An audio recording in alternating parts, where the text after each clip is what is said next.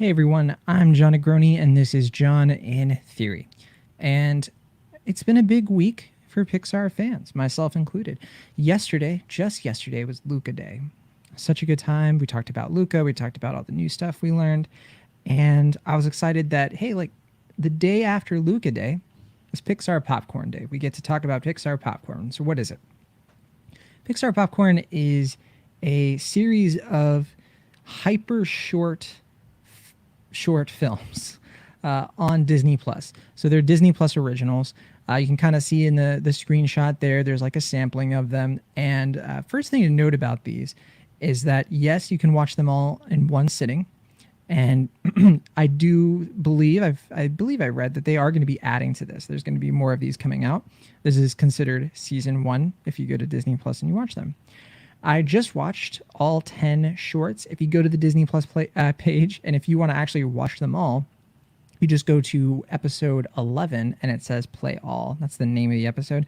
I was weird and I kind of dumb. I actually thought that was like a short, and I played it and I was like, well, where's this short called play all? So that was my kind of a dumb moment there. But anyway, you can watch it that way. I wish I had just done that because I had to like wait for the short to end and then hit the next thing. And like the Disney Plus website is still really buggy for some reason on death.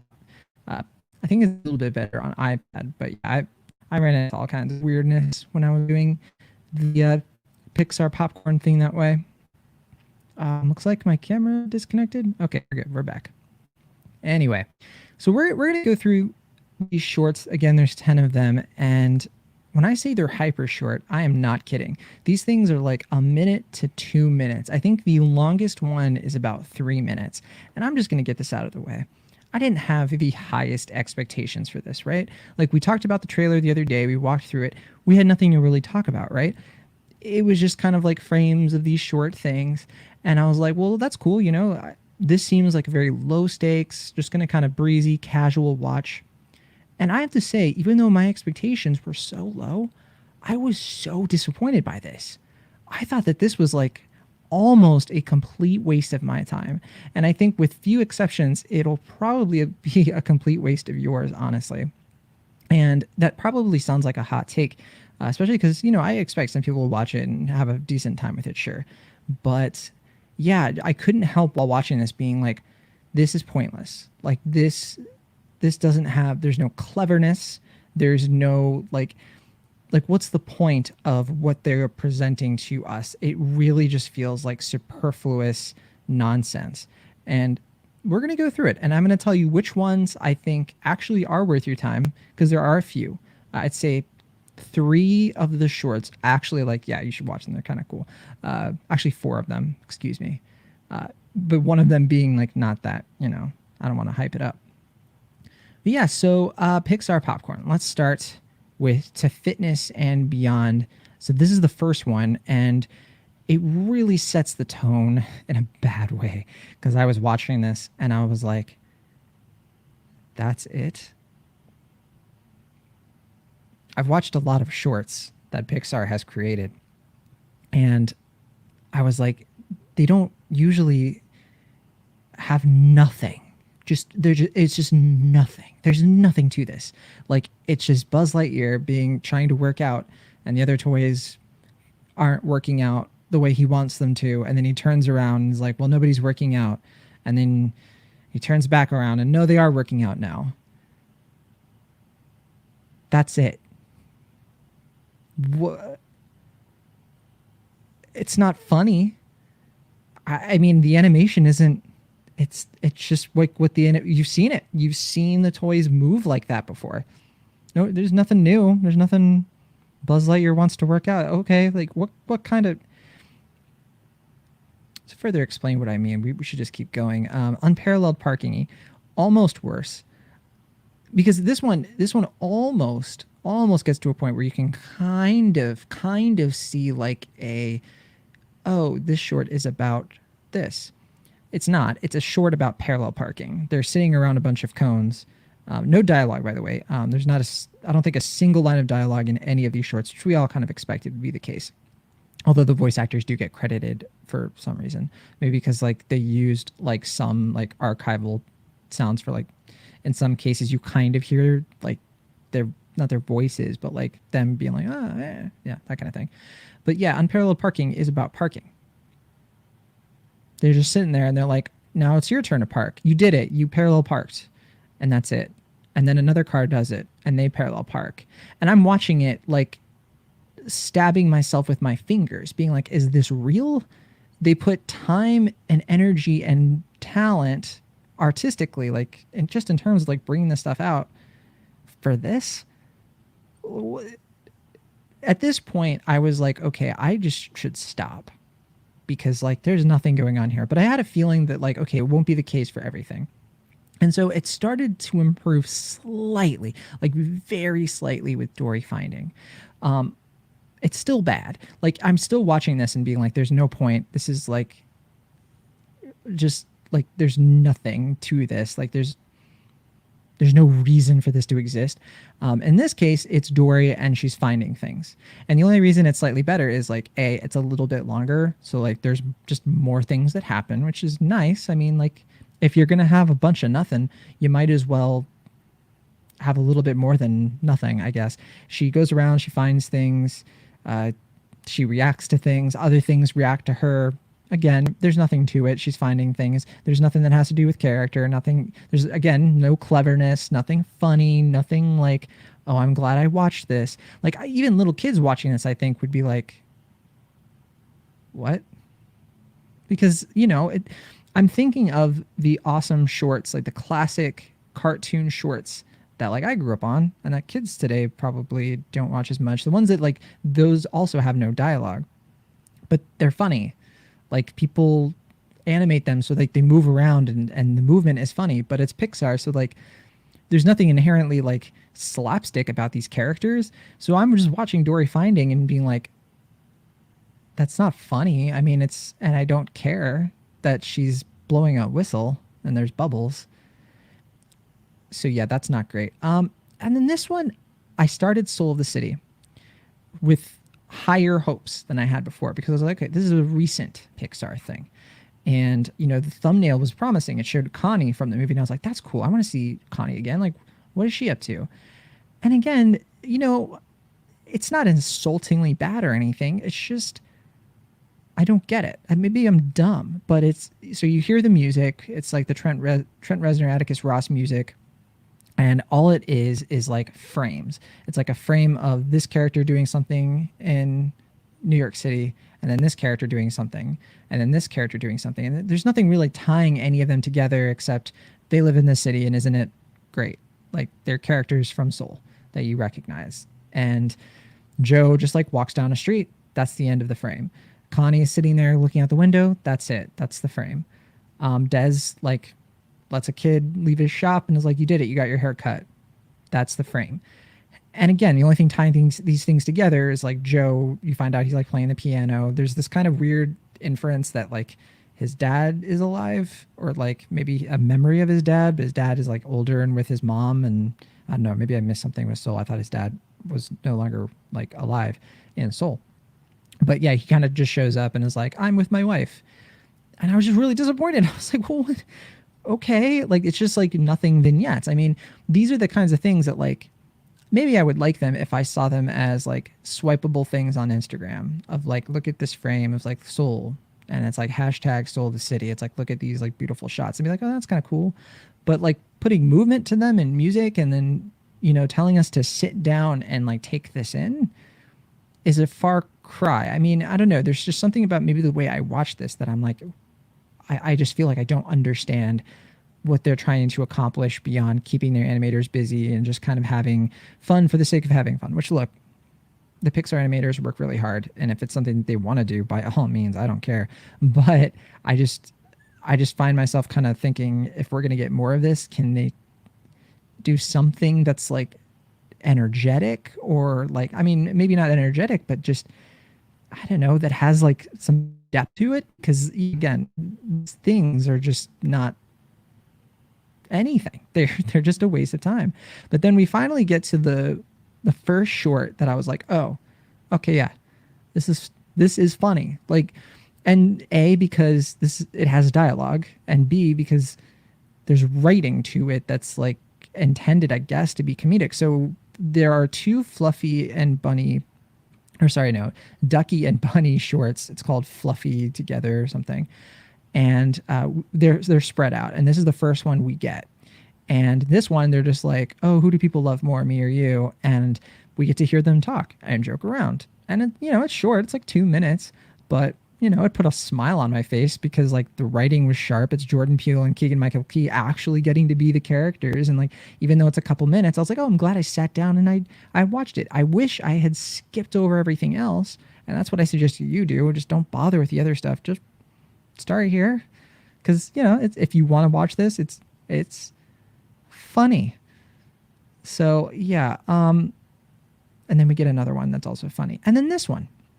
So then I was like, oh, this is starting to turn around. Maybe they just sort of wanted to start with the Pixar Popcorn shorts that are not as great and then kind of move into the ones that are better. And that's how I was feeling when I saw this one. This was Incredibles or Chore Day, the Incredibles way. And one thing I forgot to mention, actually, I'm going to go back to this real fast. So one cool thing that I did appreciate about all the shorts is like each one has a different Pixar lamp intro. So like the lamp kind of comes in and like every time there's like a different animation it does that involves popcorn. And I'm not exaggerating when I say that like there's more creativity in those moments than in 75% of these shorts, which is actually, that is kind of funny. That's funnier than all of these shorts, to me at least. But anyway, Incredibles doing chores. See, this one, it wasn't amazing. It wasn't like, I guess, this one wasn't that funny. But what I liked about this one is it had kind of a point to it. It had sort of like let's watch like how the Incredibles do chores. And because they're superheroes, it's kind of entertaining to see how they use their powers in creative ways to do chores. Contrast that with Buzz Lightyear moving to work out. What is entertaining about that? What is entertaining about Mr. Potato Head losing his arm as he tries to work out? It's not really funny. It's just like, yeah, it's Mr. Potato Head. Like, why would he work out?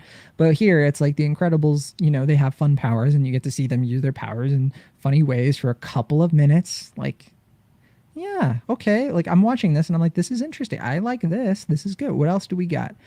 And this one's kind of in the middle. It's not, so this is Day in the Life of the Dead, the Coco one. And it's not the worst. It's not the most pointless.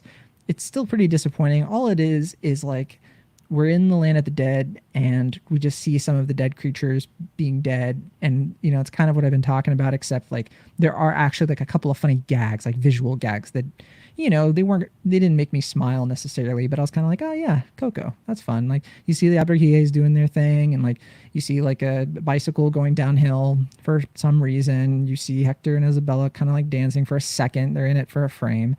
And this guy loses his jaw again. I don't know. It's whatever. Like, I don't know. I wasn't moved or entertained by it really, but I didn't have that same, like, this is pointless. Why does this exist? As much, maybe because I saw the other ones. If this was the first one I started with, I would have been like very confused because I would have been like, is this it?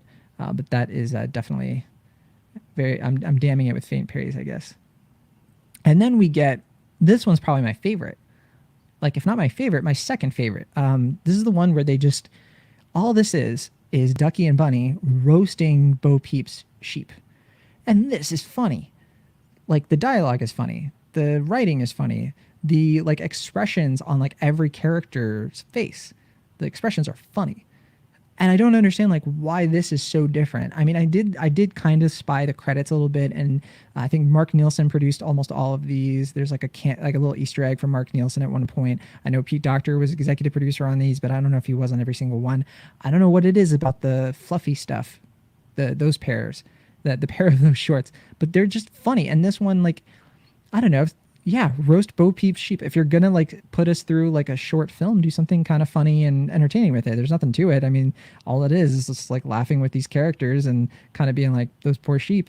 But that's something that kids could watch and be like, poor sheep. And there's even some like adult humor in it, like the word dynamic. And it's not funny because kids will know what that means. It's funny because I don't even know what it means, but it's funny because of like the way the characters deliver it. And so I'm just thinking to myself, why didn't we just get some, Ducky and Bunny shorts with like, dialogue? Because I think that's what these shorts really need. I'm not saying Pixar shorts don't have to have dialogue. I mean, obviously, like the best Pixar shorts have zero dialogue. Most of them have zero dialogue.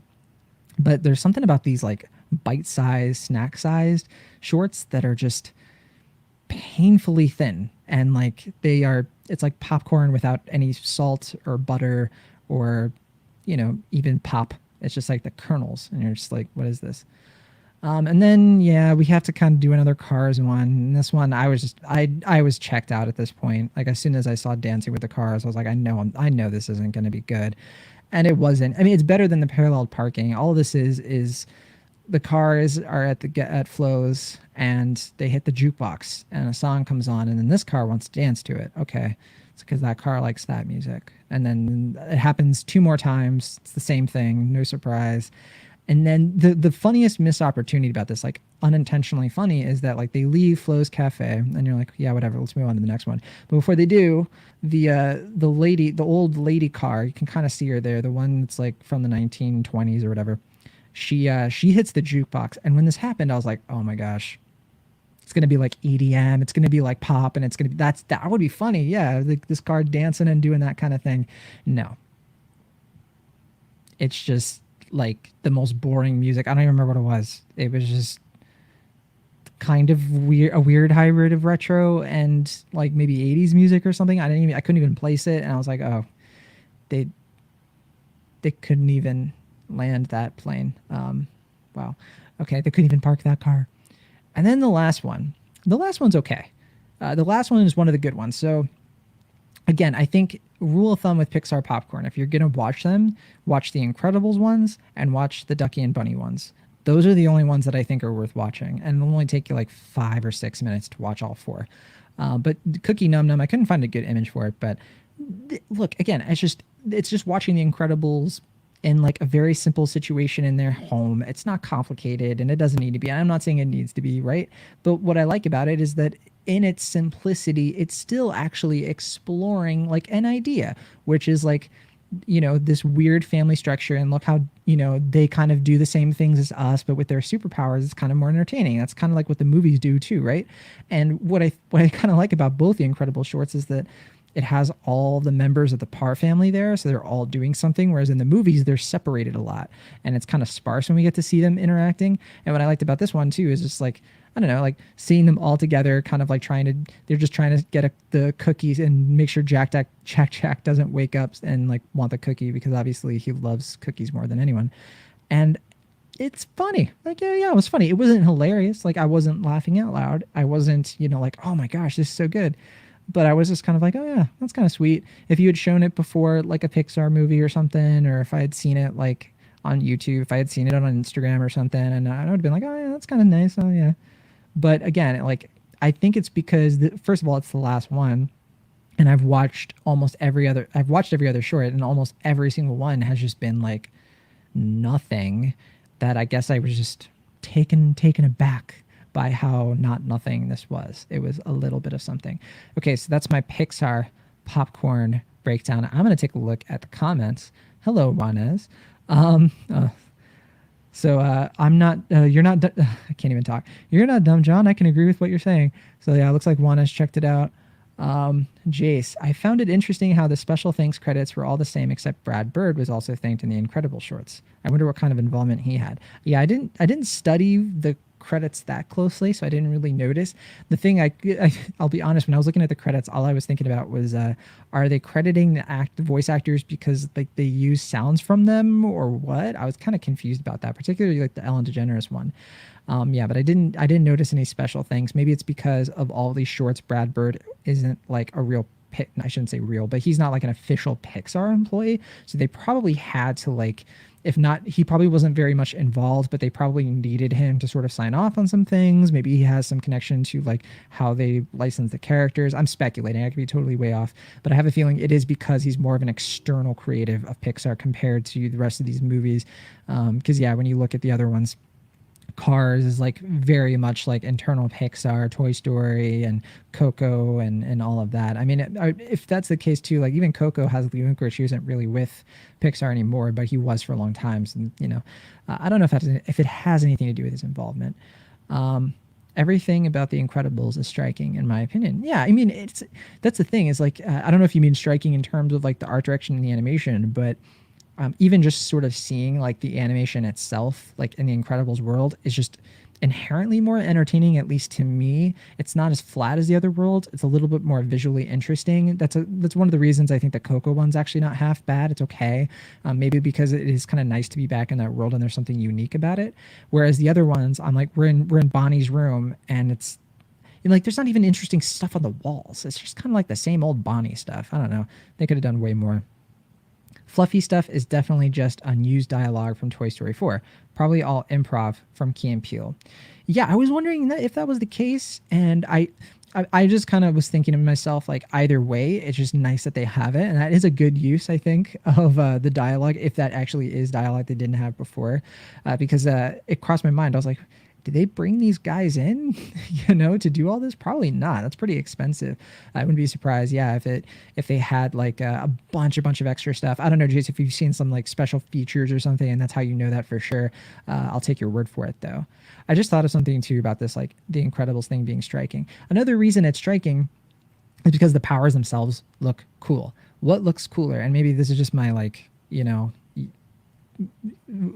superhero loving brain, but like I don't know, seeing the powers being used is like more interesting visually than like a car parallel parking. And yes, the car has a face. Yay. So yeah, that's Pixar Popcorn. It's not great. It is not great. And because I do stuff like this, yeah, I'll watch more episodes, but my expectations are rock bottom with Pixar Popcorn now at this point. I haven't actually looked to see if anybody else is talking about these shorts. I didn't see anything. I mean, we can kind of look, I guess. Let's see. Pixar Popcorn. Let's see if anything pops up under news on the old Google machine. And let's see. So we see an article from Polygon, and I just looked at this actually. Changed how the animation studio works. This looks more of like a story of like how they're using the shorts to like, inform their workplace. This is just a standard. It's here. Yeah, I don't see any reviews here. I don't see any sort of like reactions to it. I'm not sure if there's probably already stuff about this on YouTube. If that's the case, I'll take a look at some point. Definitely like link me to that stuff in the comments. It looks like Jace has a follow-up comment. Do you think they would ever make an Incredibles Disney Plus series? Oh, thank you for mentioning this, because I was going to mention this, and then my train of thought, my inside-out train of thought led me somewhere else. But I was hoping that after watching this. It's tricky because you probably most of the voice actors would be really tough. I mean, it would be really tough to get Holly Hunter and Craig T. Nelson to actually like be in the show, because they're very sought-after actors and everything like that. But yeah, it's hard not to wish for that after you watch Pixar Popcorn this entire time. I'm gonna bring up the image here. But yeah, it's just like seeing them kind of exist in like that house. It's a great setting. There's tons of like sitcom stories they could do. I could see them bringing in other voice actors to fill in the gaps. It's a good idea. I'm surprised we're not getting an Incredible show before a Doug the dog from Up show. It is a little surprising, especially after that like huge Disney dump we got, which was like every other thing was getting a show. It is a little weird that Incredibles, which lends itself probably the easiest to a like episodic storytelling thing. My only guess is that it might have something to do with Brad Bird. It might have something to do with plans for Incredibles 3, and maybe they have some like hesitations about expanding the story officially with Disney Plus before they would do Incredibles 3, because I think Pixar and Disney are well aware that an Incredibles 3 would be a huge, monumental money maker for them. It's one of the only surefire money-making sequels they have on deck. I think another Toy Story probably won't make as much money because that's been seeing diminishing returns. I think another Finding Nemo movie, just creatively, probably there's just no appetite for it. And then, but yeah, with an Incredibles thing, hey, superheroes are all the rage. And then a question. Oh yeah, it looks like Lauren's responding to Jace, and yeah, an anthology series on the Super Syndrome Killed. This is my chance to remind all of you that I am working on my Incredibles D&D Dungeons and Dragons campaign with a group of friends, and it's going to be fun. It takes place in 1956. I'm going to keep plugging it until we come out with the first episode next month. But that's it. that is Pixar Popcorn. I hope that I'm just being a grump, you know. I hope I'm just watching this and I'm not in a bad mood. I don't know what it is. Maybe this thing is catching me on a bad day and I'm being overly critical. That could be the case. But if you liked Pixar Popcorn, if you agree with what I have to say, no matter what, let me know what you think. Very curious. And if you have any shorts that actually you liked more than I did, or you liked more than ones that I liked, I'm very curious about that. So I'll see you all on the next one. Have a wonderful weekend. Again, this is John Negroni from John in Theory, and it has been a pleasure talking to you about Pixar stuff.